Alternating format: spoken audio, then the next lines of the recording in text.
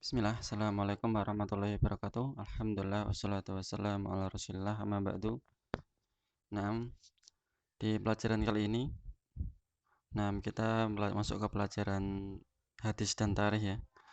Untuk pelajaran hadis, saya ingatkan kembali bahwasanya hari ini adalah hari di mana antum harus batas maksimal antum menyetorkan hadis di pekan ini. Nah, ini apa namanya? HP-nya agak lemot. Nah, hadisnya apa yang disetorkan? Beberapa kemarin masih ada yang tanya. Intinya adalah uh,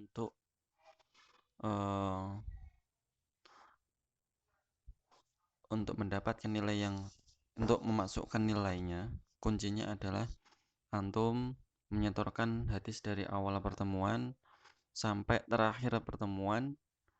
Di setiap kali antum setoran. Begitu ya. Toyib. Sekarang kita masuk ke pelajaran tarikh yang mana kemarin kita sudah sampai di tarikh di mana Daulah Umayyah mendapatkan kemajuan dalam bidang wilayah, ekonomi maupun dalam bidang ilmu, yang mana pada masa Abdul Malik bin Marwan,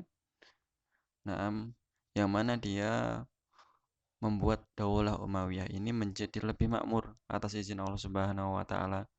Dan dari segi keilmuan, Abdul Malik bin Marwan menyalin manuskrip-manuskrip penting yang ada di kerajaan Persia maupun yang dari Romawi yang ada di Syam dulu.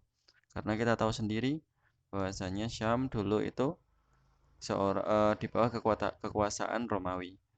Nah, kemudian Abdul Malik bin Marwan berkuasa selama 21 tahun, yang mana sebelum beliau meninggal, beliau memberikan wasiat, memberikan perintah kepada kaum muslimin semuanya untuk membaiat anaknya yang telah dia pilih untuk menjadi penerusnya, yang mana penerusnya adalah seorang yang bernama Al-Walid bin Abdul Malik. Al-Walid bin Abdul Malik, yang mana Al-Walid ini menjadi khalifah selama 10 tahun.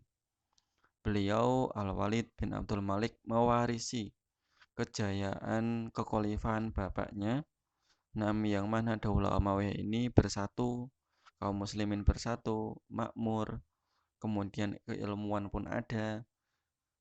Intinya Al-Walid bin Abdul Malik hanya tinggal menyempurnakan saja. Al-Walid bin Abdul Malik sendiri, dia adalah seorang yang lahir di Madinah. Tapi dia bahasa Arabnya kurang fasih. Karena ketika Al-Walid kecil sampai dewasa, bapaknya yaitu Abdul Malik tidak pernah mengirimkan beliau ke penduduk orang-orang Badui. Kita tahu sendiri, kita flashback dahulu ketika Nabi SAW diasuh oleh Halimah As-Sa'diyah. Yang mana Halimah As-Sa'diyah ini tinggal di pedalaman dan berpindah-pindah dari Bani Sa'ad ini.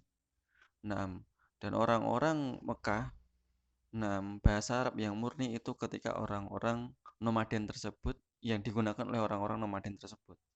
Makanya orang-orang Mekah, kota Mekah, itu biasanya mengirimkan, mempersusukan anaknya, dan juga mengirimkan mereka ke Arab-Arab yang nomaden tersebut untuk belajar bahasa Arab yang murni.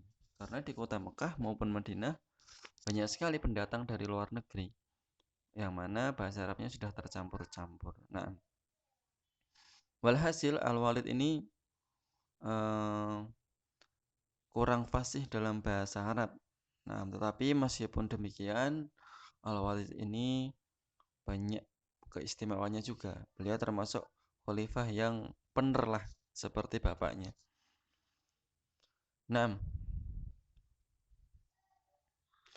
Al-Walid ini didaulah di baiat sebelum bapaknya meninggal, yang tadi sudah saya ceritakan, dan mewarisi daulah yang kokoh dan juga bersatu. Tidak perlu repot-repot lagi melawan pemberontakan. Kemudian perkara penting yang dilakukan oleh Al-Walid adalah yang pertama,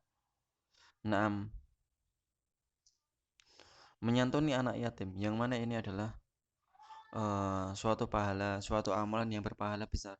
Rasulullah SAW pernah mengatakan, aku dan orang yang menyantuni anak yatim kahataini, seperti ini. Rasul mengisyaratkan dengan jari manis dan jari tengahnya, dekat di surganya kelak. Nah, ini keutamaan dari Al-Walid.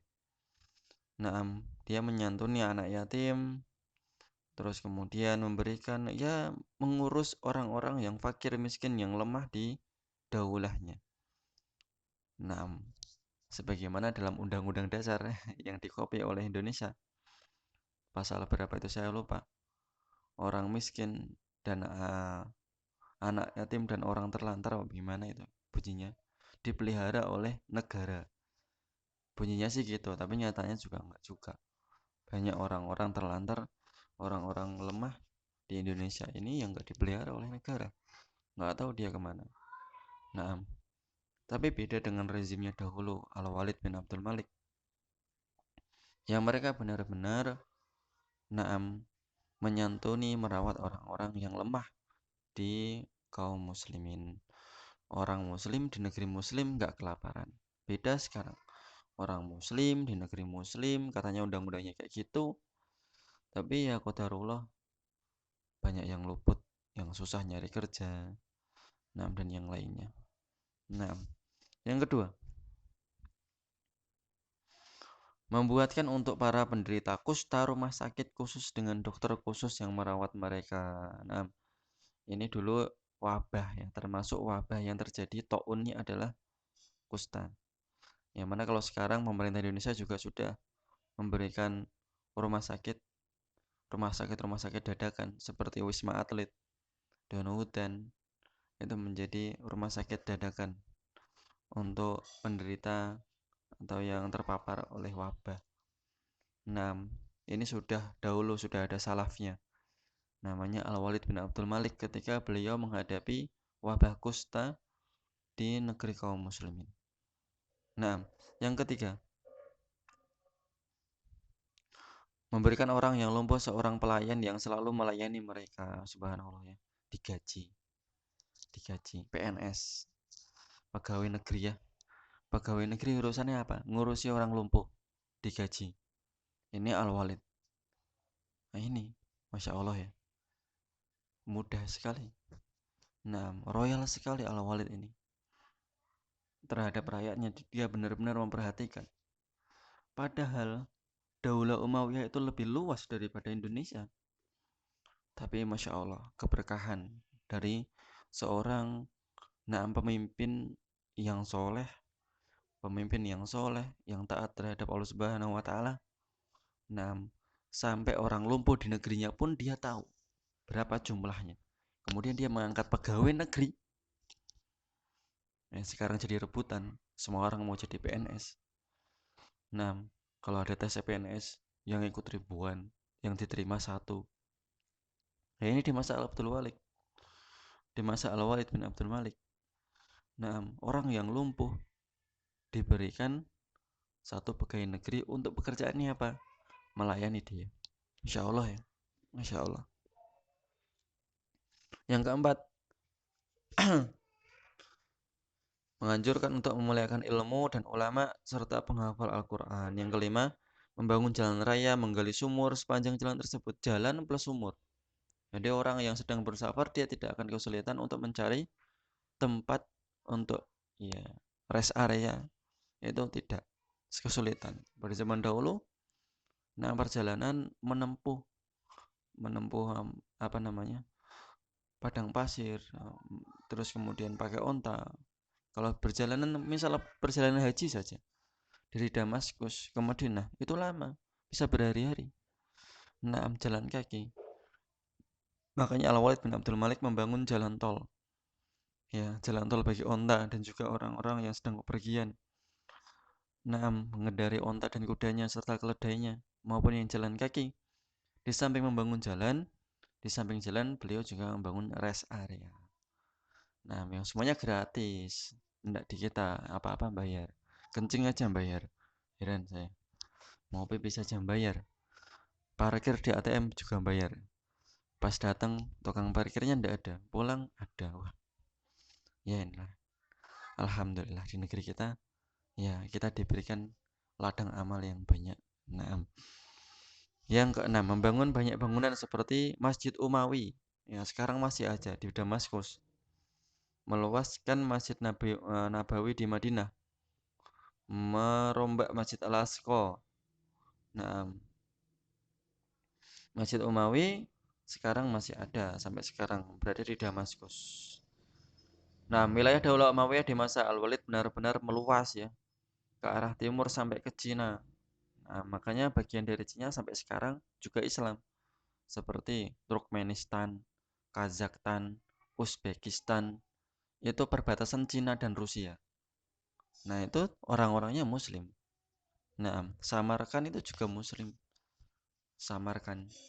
Samarkan itu ya pojokan Rusia gandeng sama Cina. Ini Rusia sama Cina gandeng. Nah, kemudian sampai juga mengarah ke Andalusia, ke Spanyol. Makanya di sini ketika nanti Daulah Umayyah itu dihancurkan ya, dikhianati oleh Bani Abbas. Sebelum kemudian Abdurrahman Ad-Dakhil, ada seorang yang bernama Abdurrahman Ad-Dakhil.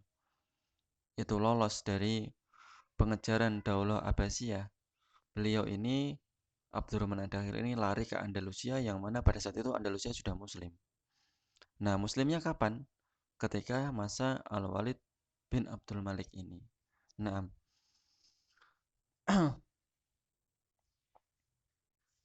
kemudian setiap daerah merasakan nikmat keamanan, stabilitas politik, nyaman, kemudian ekonomi juga baik, dan para sejarawan menilai masa tersebut sebagai salah satu dari masa keemasan Daulah Umayyah. Di samping karena faktor bapaknya tadi yang sudah membangun sedemikian rupa dan juga diteruskan oleh anaknya yang juga fakih terhadap agama.